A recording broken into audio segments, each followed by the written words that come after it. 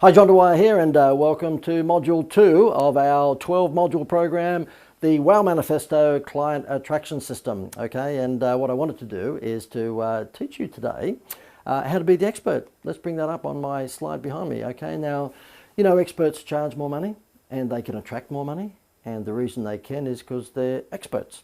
And we, as consumers, are willing to pay more money to experts. Imagine if Gordon Ramsay was to cook your meal for you tonight. I think there's a good chance that you would be willing to pay more than if it was just Fred Smith, the normal chef from the restaurant down the road. And that's the point. If you promote yourself as an expert, you'll find that not only will you attract more people, but also you'll be able to charge more. And you might say, well, hang on, I'm not the business. Thanks, JD, but you know, you are a marketing coach or advisor, so therefore you are the business, and it makes sense for you to tell everybody that you're a guru and an expert. But we have widgets. Well, that's fine. And if your widget, whether it's a lawnmower or whether it's a beautiful mattress, the most comfortable mattress in the world for your bed, or whether it's a motor car, or whether it's a suit, whatever it may be, then if you think it's really one of the best in town, and it should be if you're marketing it, then you promote your products or your services as being, you know, the best or expert or the highest of expertise. Okay. Now let me just take you through some very important points in terms of expertise. I'm going to refer to my trusty laptop here. If you position yourself as the go-to person, then yes, you'll find that people will gravitate to you. And I guess, you know, I've used Gordon Ramsay, but Steve Irwin was a classic example of that. So was Martha Stewart. So I think you get it. Number two, as I said before, people pay more to experts. And what it tends to do is break down the barrier of mistrust.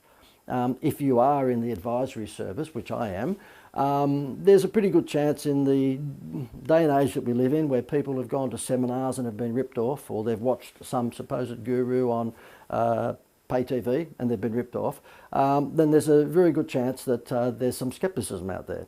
However, if you demonstrate your expertise, and hopefully that's what I'm doing throughout this whole module, or 12 modules, then you will combat that skepticism.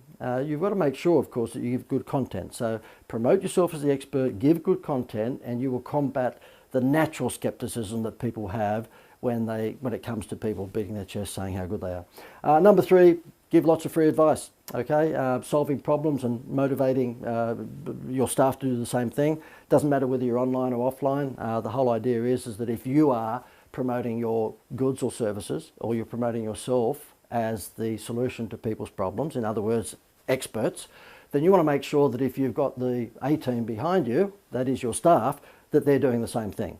Okay, and I guess the best example of that would be Apple stores. My goodness, you can't walk into an Apple store without one of those 400 kids in the blue t-shirt running up and asking you if they can help you, and they do it in just the most delightful, extraordinary customer service way. And of course the other great example of it would be Disney. You go to a Disney theme park, and of course, you know, it's not just the, you know, senior management that understand, you know, I guess customer service or customer experiences.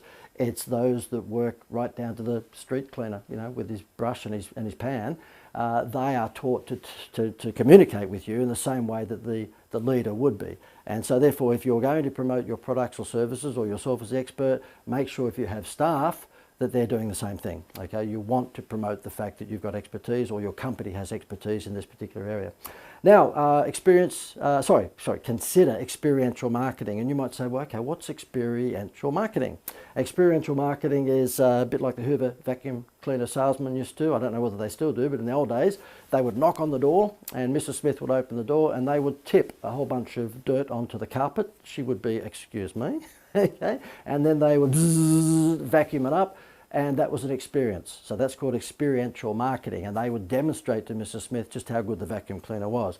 Now you'll find that the Coke-Pepsi comparison, that fantastic TV ad where basically it was the Coke-Pepsi test, that's experiential marketing. You'll makeup kiosks in department stores. You'll find in Macy's and big department stores like that, you go through the ladies' makeup section, the cosmetic section. They will actually, call the ladies in and get them to put the blush on their face and do the whole thing. So basically, it's a makeover. The puppy dog clothes is the classic experiential marketing, and the story goes that mum and dad walk into the pet shop, and little 11-year-old Tommy goes, "Oh, that puppy! I want that puppy! I want that puppy!" And of course, mum and dad go, "No, we came in here to buy, a budgerigar." well, or goldfish. We're not walking home with a puppy. And of course he wants the cute little puppy in the window. So the puppy dog close is where the pet shop owner says to mum and dad, look, here's the gorgeous little puppy. Take that home with little Tommy. And in 24 hours, if you don't like it, then just bring it back and we'll give you your money back. Chances of that ever happening? That little puppy dog's not coming back. So that's experiential marketing. They're saying take the puppy dog home, experience the wonderful, sort of love that little puppy dog can give you, and then if you don't like the puppy dog in a day or two, just bring it back. Well, I don't think the puppy dog would have ever been brought back with that particular scenario. Now, the other thing is that you can demonstrate your expertise and the experience and the knowledge that you have at trade shows. Let me just go through. I'm just looking at my laptop here, if you don't mind. Trade shows, seminars, webinars, podcasts, launch parties, and even shopping centre kiosks.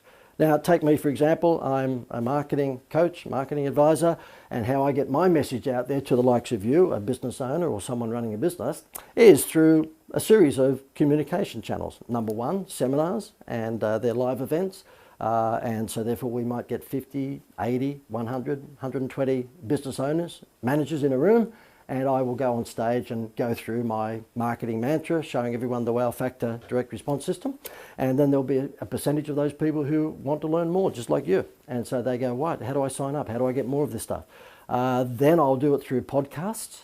We have a podcast that I do, salesforprofit.com, and so therefore that goes out regularly with regular podcasts. I do webinars, and so therefore I will promote webinars through Facebook and Instagram and things like that, and I'll pump those out pretty regularly. And Facebook Lives, I'll do a whole bunch of Facebook Lives. Now you've got to determine how you can actually get your message out there through demonstrating your expertise across any of those channels. And if I could just give you a big hint, please really think about the online world these days.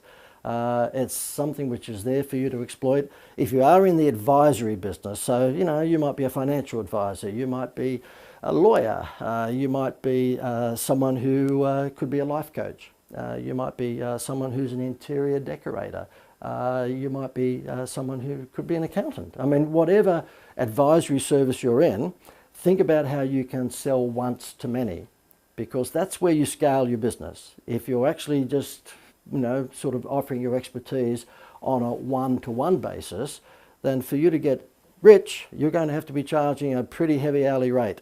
And I would advise that you consider doing what I'm doing and what I have been doing for the last number of years, and that is I've swapped from being a consultant where I had a small number of clients who were paying me $10 or $20 or even $30,000 a month, to now having a whole bunch of clients who pay a very small, modest amount of money, but are getting just about the same benefit because I'm delivering my expertise like this. So therefore, whilst you're watching this, there could be X number of other people watching it at the same time.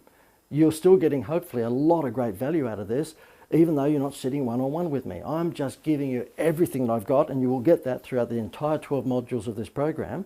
I'm giving you everything I've got, but of course what I've done is scaled my IP. I've scaled my intellectual property, and that's what you might like to think about if you are in the servicing game.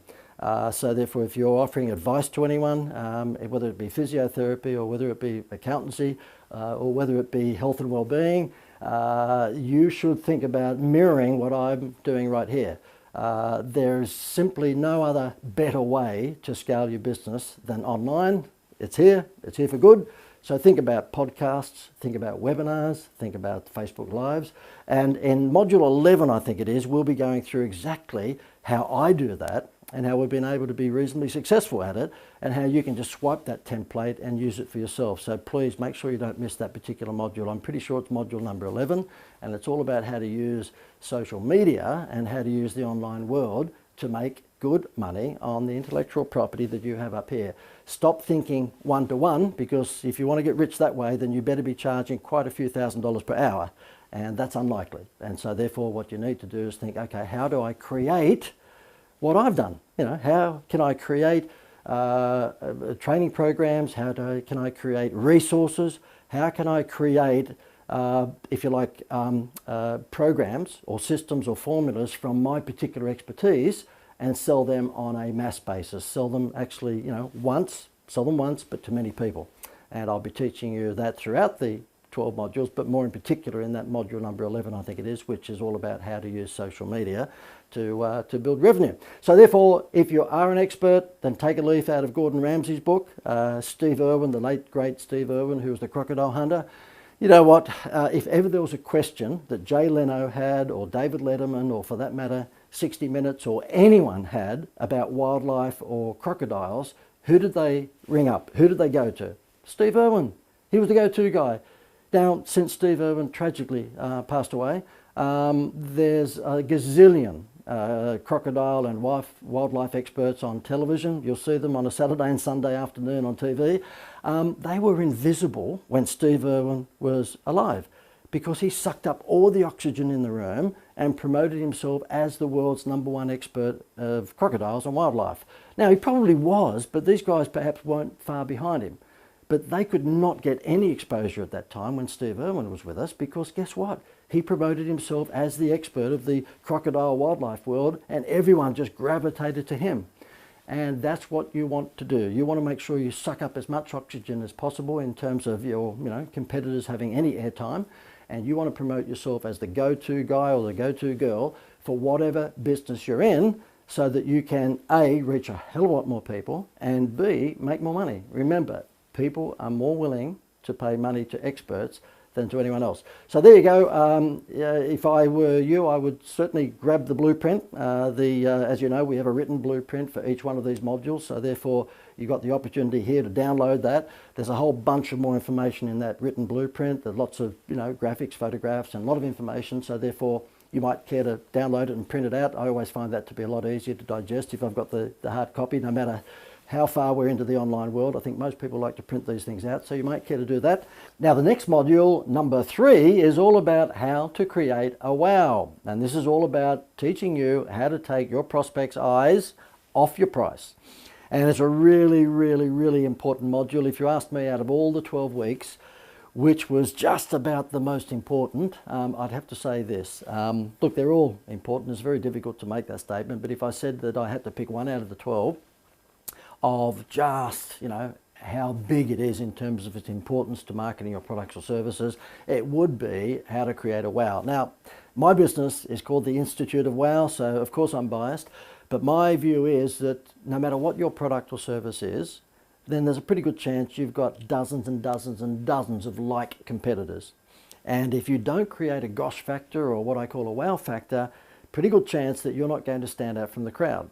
And my saying is, same is lame. You cannot be the same as your competitors.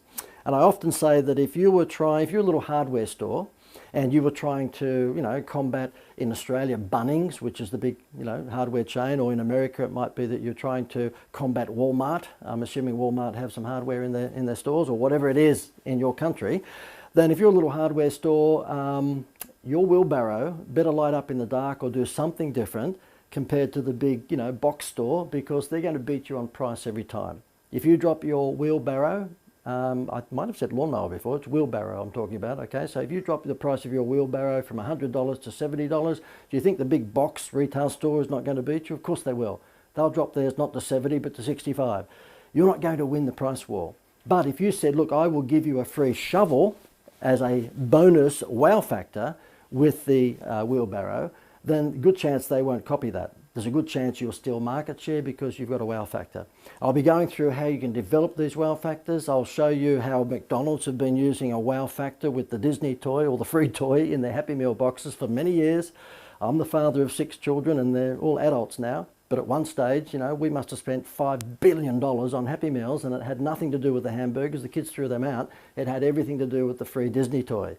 And McDonald's have been clever enough to take our eyes off the price. Now, I'm going to show you lots and lots of samples in Module 3 of just how you can do this for your business. How others have done it for their business, and how you can borrow that template and do it for your business. So please, whatever you do not miss this Module 3. It's all about how to create a wow factor to take your prospects' eyes off the price.